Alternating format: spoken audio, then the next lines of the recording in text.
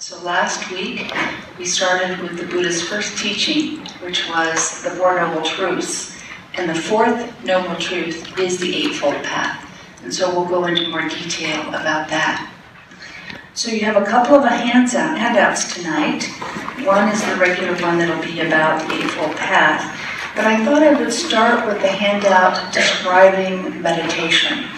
And once again, there are a myriad of different meditation techniques. As I mentioned last week, in the Buddhist tradition, as you think about the 5 million Buddhists, how many Buddhists are there? Maybe that's just in the United States. There's probably a lot more Buddhists than that. Somebody can Google it while we're sitting here. There's a lot of Buddhists in the world. And about 95% of them don't meditate. What? So Buddhism is being brought to the West in a very different way than it is experienced in Asia. And in Asia, the majority of the meditation is done by the monks. And in some traditions, in fact, they're not doing much meditation either. There's a lot of chanting and ritual that is involved in Buddhism. But as Buddhism has come to the United States and to the Western world, this value of meditation has really been taken to heart, and we've been transforming it into a process that can be integrated into every day. I don't know about you, but there are often times when I think how wonderful it would be if I could go live in a cave without anybody else present. It might be really easy to meditate.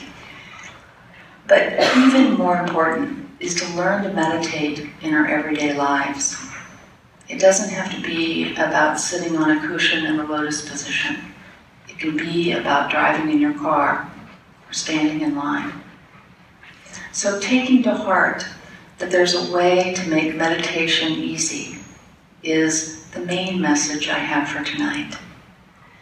So having said that, in one of the handouts, I want to talk tonight about various different techniques. And when you go through all the techniques of meditation, there's really 3 basic kinds. And so the first one is concentration. And this may be something that some of you are familiar with. And concentration is when we're using an object of concentration, and we're using it, they say, like keeping a puppy on a leash, to bring our mind back to the present moment again and again. Our mind is that little puppy running around, having so much fun thinking, and then we just bring it back gently to the present moment. So some people look at a candle. Some people in the Christian tradition in contemplative prayer, there's a word like peace or grace or whatever that word might be for you that brings you that sense of coming back to the present moment. But the simplest way to use concentration as a way to tame our mind is to just simply be aware of breathing in and breathing out. We can do it in any moment of any day. That's mostly what I tell people when they say they don't have time to meditate. Then I tell them they must not be breathing. So breathing is something that we do automatically, but it is often something that we are not paying attention to. And so one of the techniques I use in watching our breath, there's a Theravada tradition, the original teaching of the Buddhas. We talked a little bit about Theravada Mahayana being a teaching that was then explored in about around the 100 Common Era, and then Vajrayana that came after that. So in the original teachings, there's a lot of what you might have heard the word Vipassana, and that meditation is very specific, and they want you to be aware of the breath as it enters the nostrils and as it exits. You're very much aware of the tip of your nose.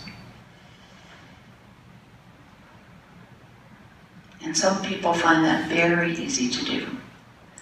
For me, anytime I'm aware of something inside of my head, I immediately start being distracted by all the thoughts in my mind. So for me, it's much more powerful if I bring my awareness back into my lungs. So I want to be aware, very specifically as I breathe, be aware of the sensation in my chest as I breathe in and I feel that sense of my lungs inflating. And then as I breathe out, feeling that exhalation in my lungs.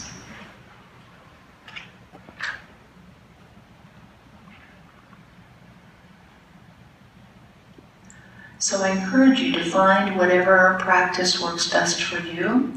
They say that in order to train our mind, we must first tame it.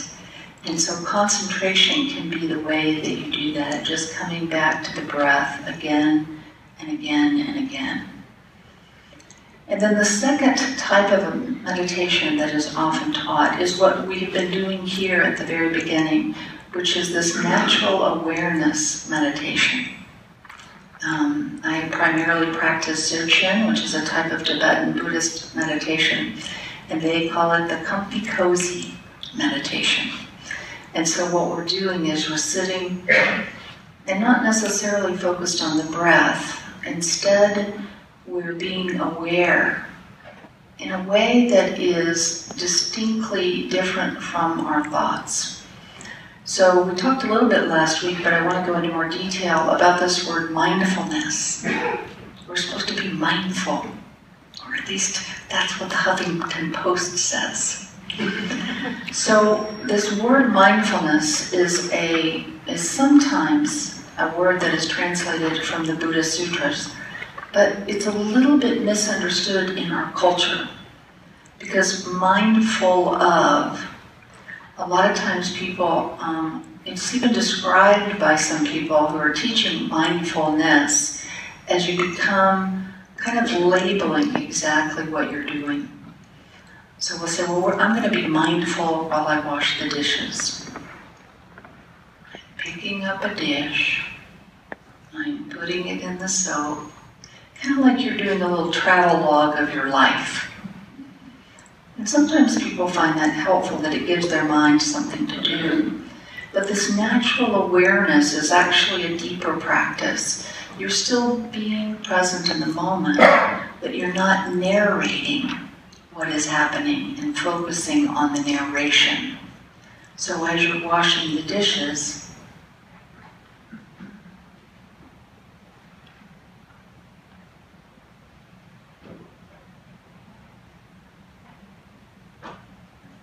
using our senses to be fully present in the moment.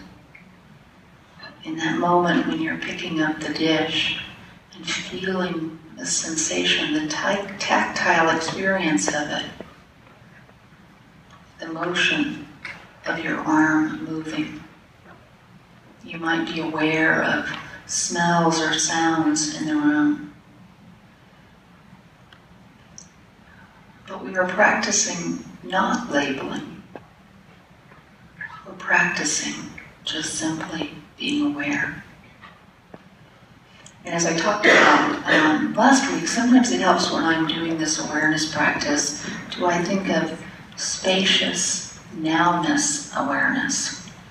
And the spaciousness is getting me outside of my body, so I can be aware of the sensations in my body. But I also want to be aware of what is happening outside of me. So if you just take a moment right now, just have that experience of being aware of what is happening internally and what is happening externally.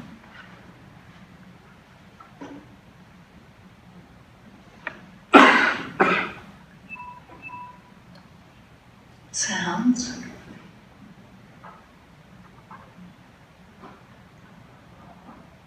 Sights.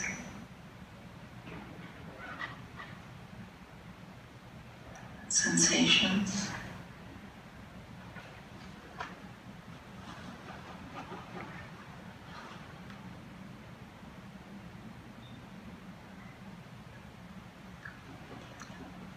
One of the wonderful things about this natural awareness presence practice is it's often done with your eyes open.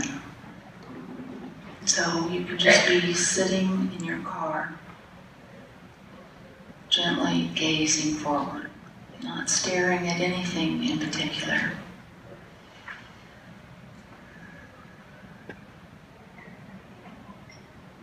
Just simply aware.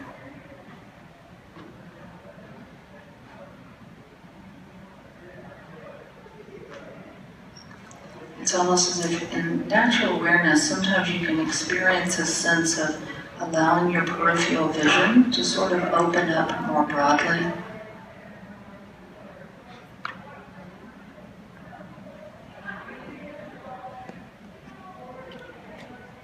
You can be aware of the sounds outside of this room.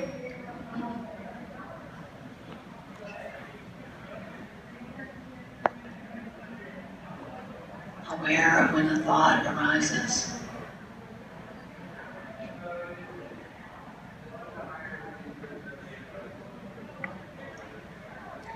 Aware of whatever is naturally unfolding. And the thing I love about this practice is that there's nothing to do. You know, even in concentration, you're doing quite a bit. You're trying to bring your awareness back to your breath. Now, last night I was in prison with April, and I was having this discussion about spacious nowness awareness. And I found out that you cannot teach the Buddhist practices exactly the same way in prison. Because I guess the inmates, whether they like it or not, are trained to be very aware of what is happening all around them. And so, the very first time I led a meditation in prison, I did exactly what we all just did. And I was, so, how was that? And the first comment was, one of the gentlemen said, I heard the sound of the guard walking by and jangling his keys, so he would know that I was there.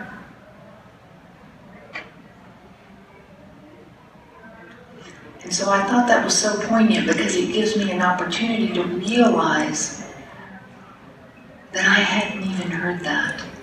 To me, it just sounded like background noise. And yet for him, it had a whole different perspective to the moment. And so when we become aware of all the things that are rising and falling away moment by moment, one of the important components that we're adding to this is we're also aware of whatever judgment or opinion arises.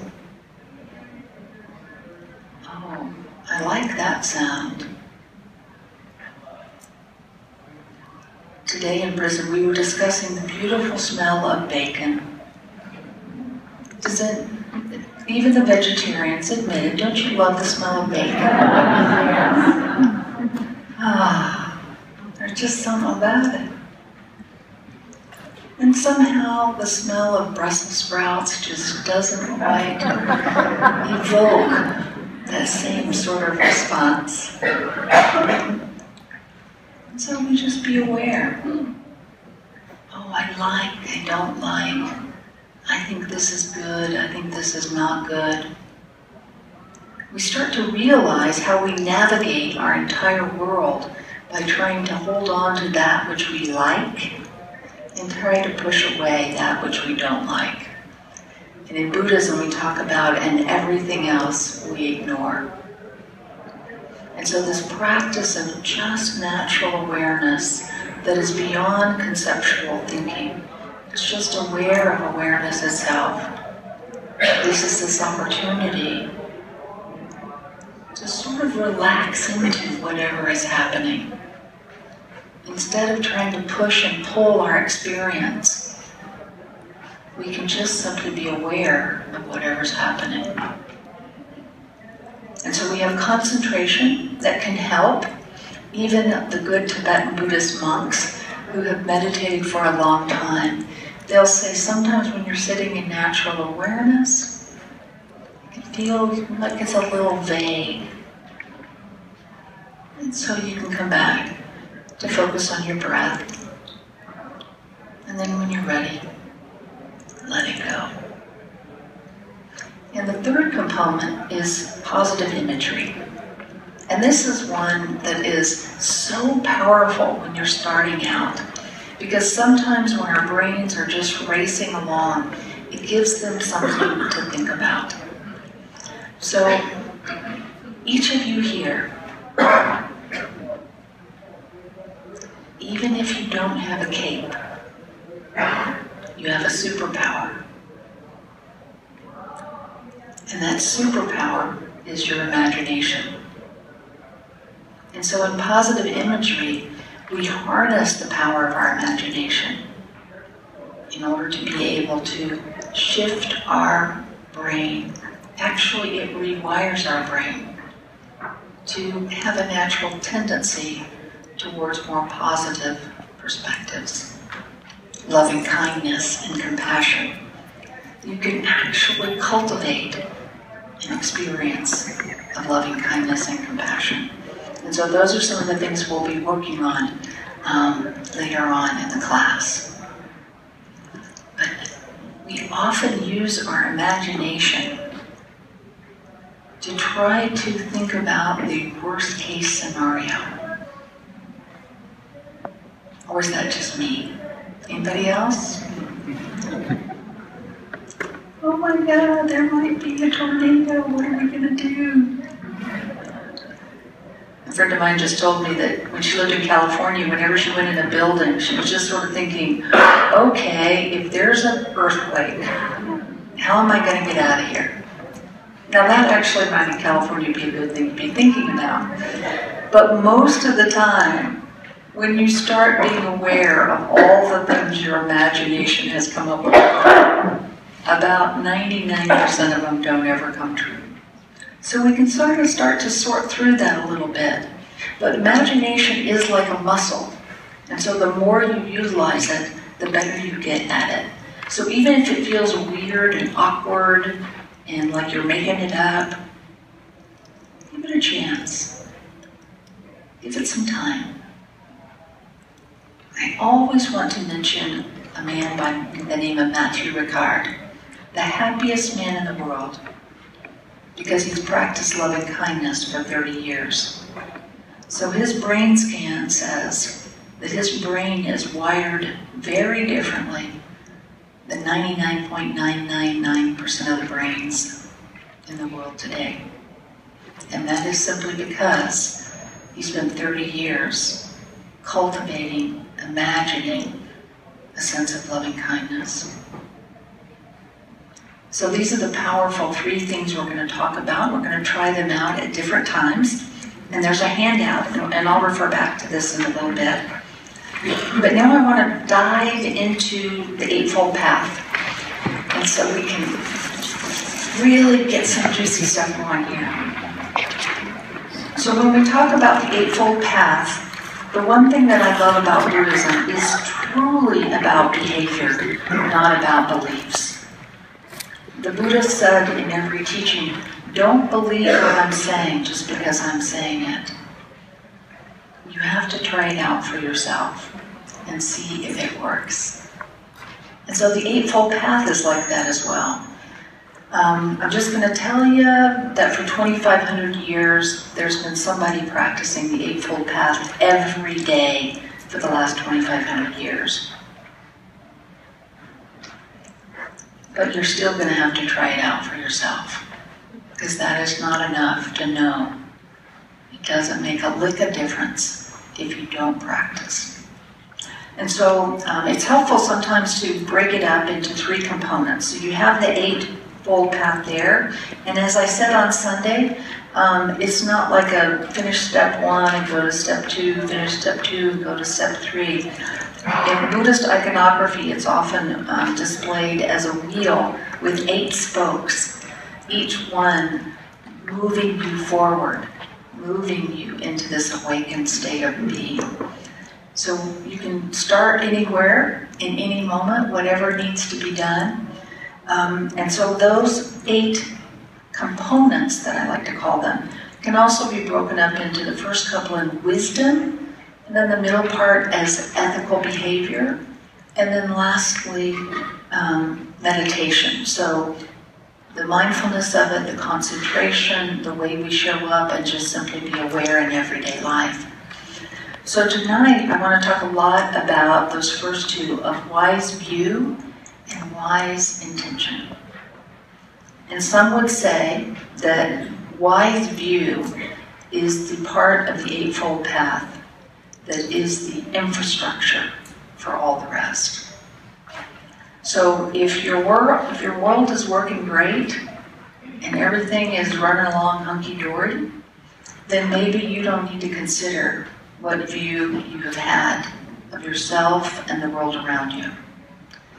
But if you're having a few little bumpy spots and maybe some big pitfalls or maybe a little crisis now and then we might want to reconsider what our view of the world is.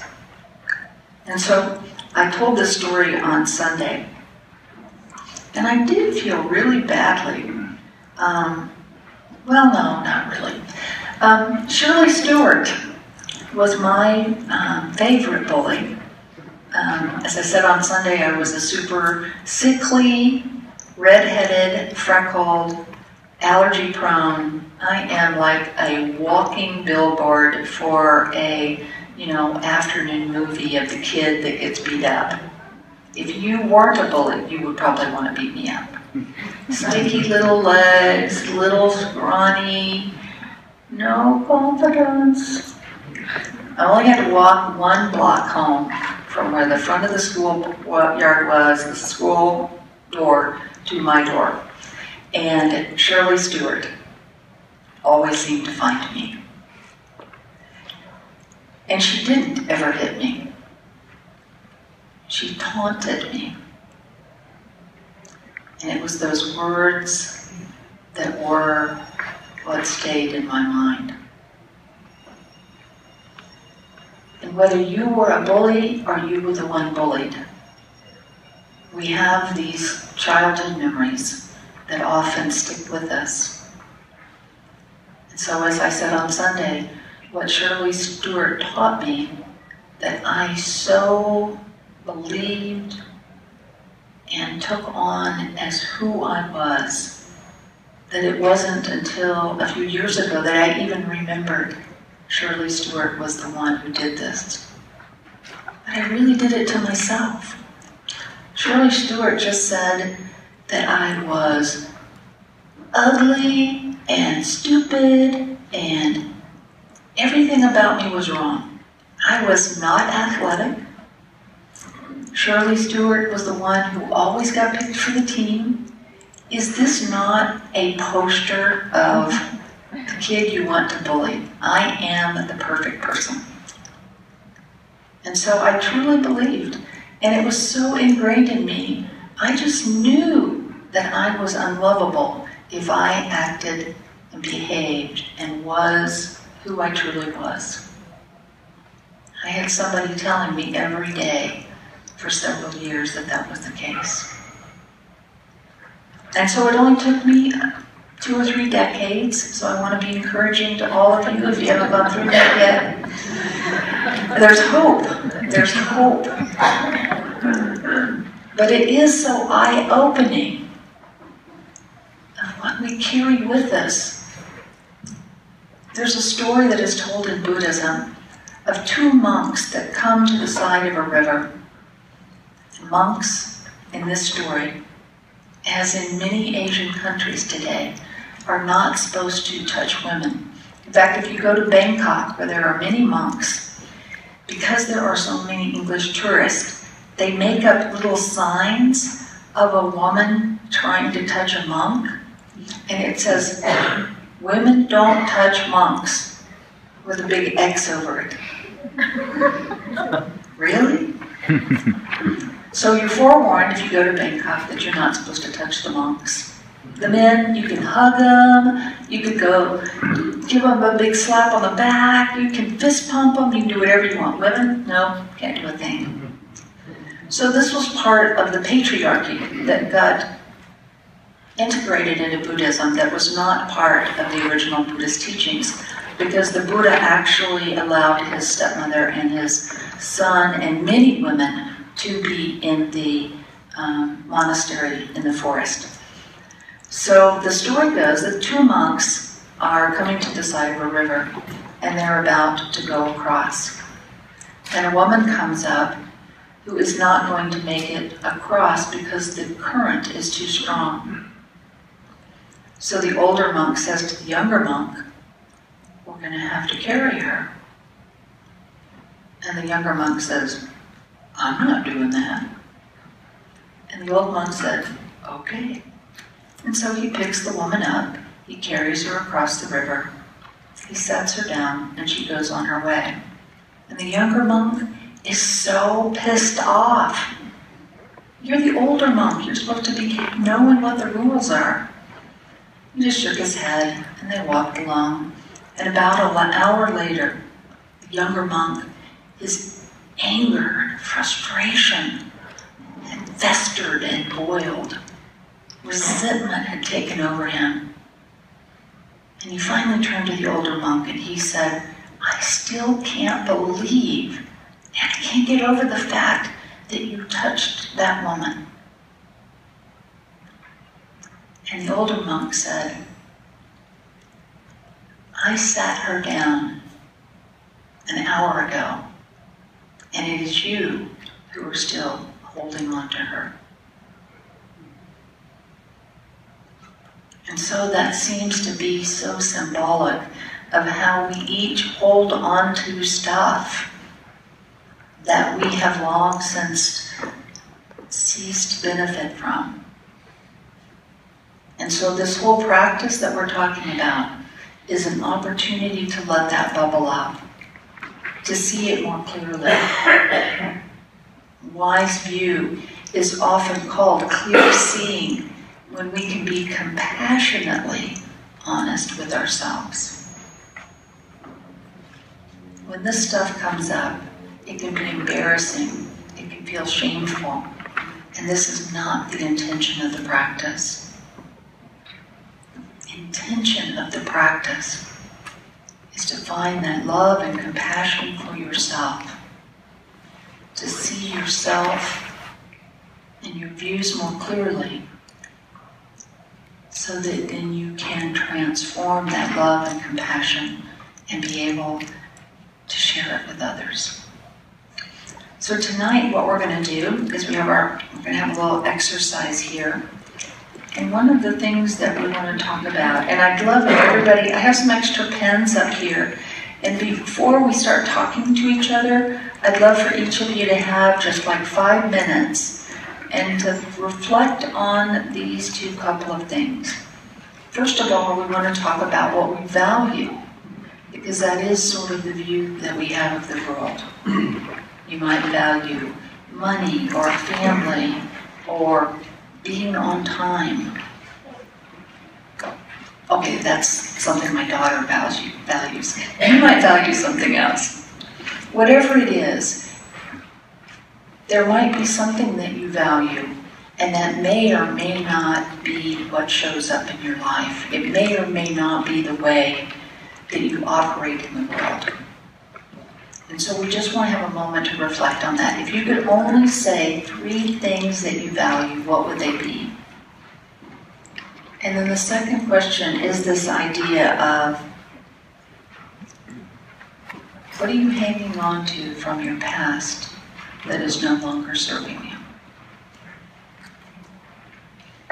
So what are our 3 values, and what are you hanging on to in your from your past that is no longer serving you?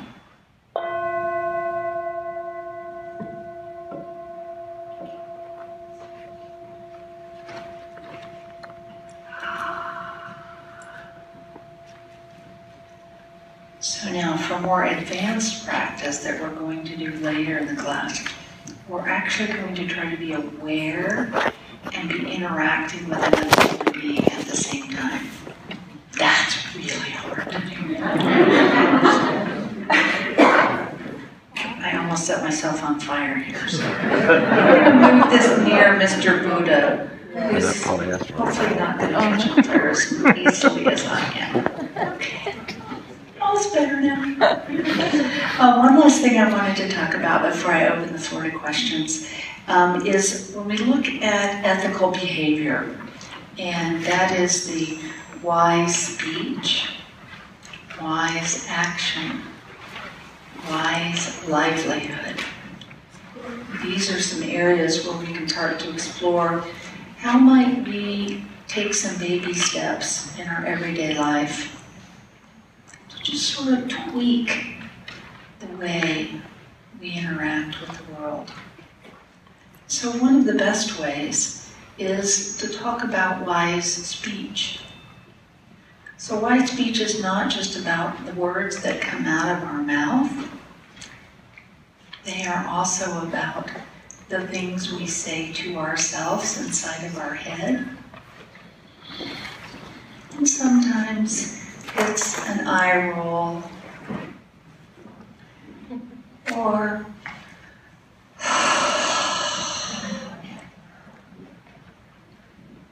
now that may or may not be wise speech, but I encourage you to explore what body emotions you are expressing. So these are opportunities that we have to see how we are interacting with the world around us, and how we are interacting with ourselves in our head. Well, let's take the easier one. What we say to each other, or what we text to each other. You know, it's interesting. I actually have had couples come in and they've wanted to get a divorce because of a text fight they've had. I'm like, don't go there.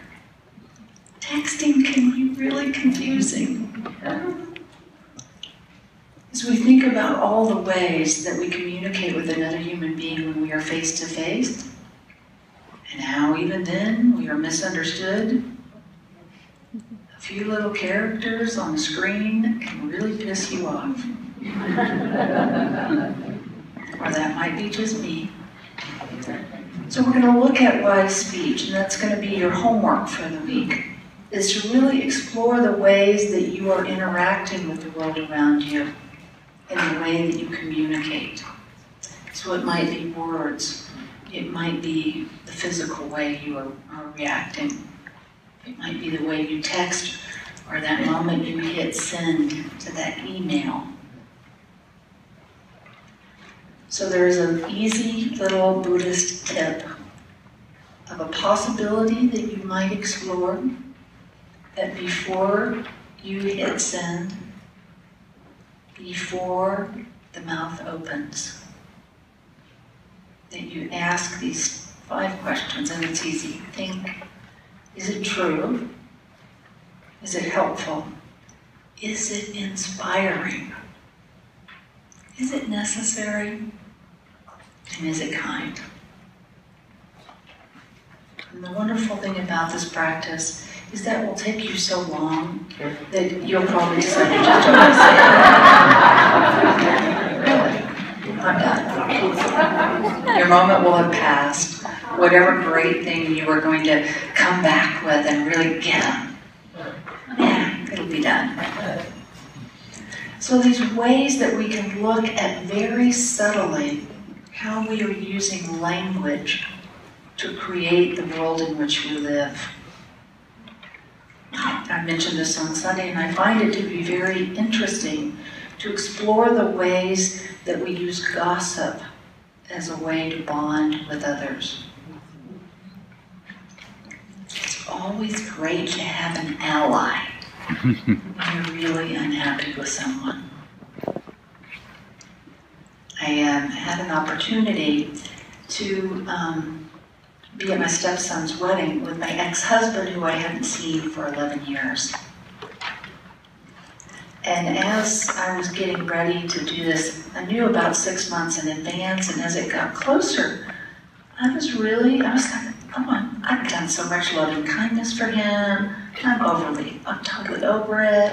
I'm way okay with this situation. And then I just sort of wasn't. And so I heard myself as I had told people, oh yeah, I'm going to see my ex-husband after 11 years. I'm okay with it. They started asking me, how are you doing with that? And I started noticing how I was adding a little tidbit of information. And so this way that we look for allies, them versus us. We have friends that are either with us or against us. And we use speech to do that. The words that come out of our mouth that may be true, but are not very helpful. And with this situation, it wasn't until the moment that I got to the wedding and I could remember that I too had been unskillful. That I could have compassion. Not only for him, but for myself. We're just human. We mess up. But the way we talk to each other is a powerful factor in the way we experience ourselves and the world around us. And I'll end with the most important conversation anyone ever has. And that's the conversation you have with yourself. It's that voice inside your head that we all have. What is it telling you?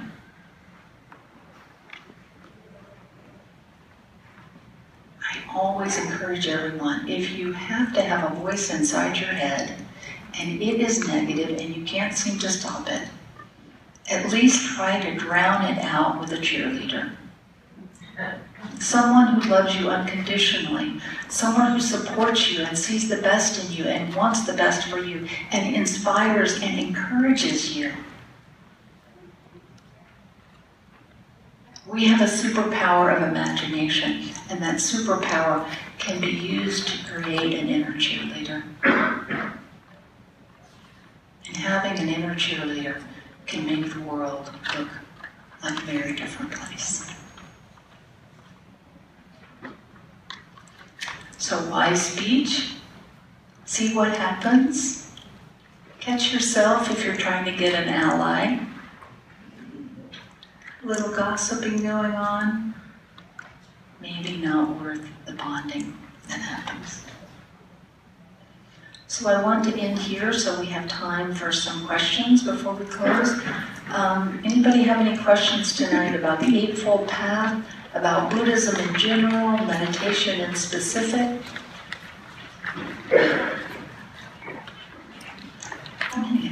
The different statues of the Buddha, what are the different hand signs mean? Mudras. So there's lots of different mudras, and once again, the Buddha wasn't displayed until many, many years after his death. And we have the Greeks to thank for all these beautiful statues.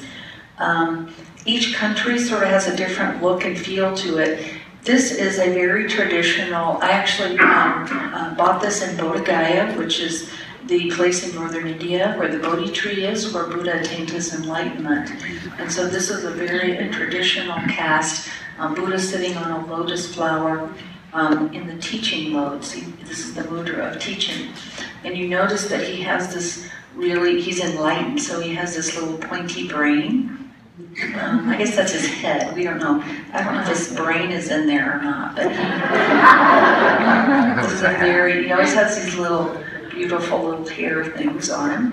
And he's usually in the full lotus position, which he is. You can see his feet turned up like that, and he's holding his begging bowl.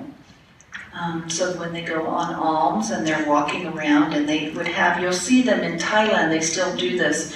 They have like a cloth that goes around their begging bowl, and they hold it, They get up at 5 a.m. every morning, and they go around, and the Thai people, this is very integrated into their culture, the women stand out on the street and they put food in the begging bowl of the monks, and that's what you get.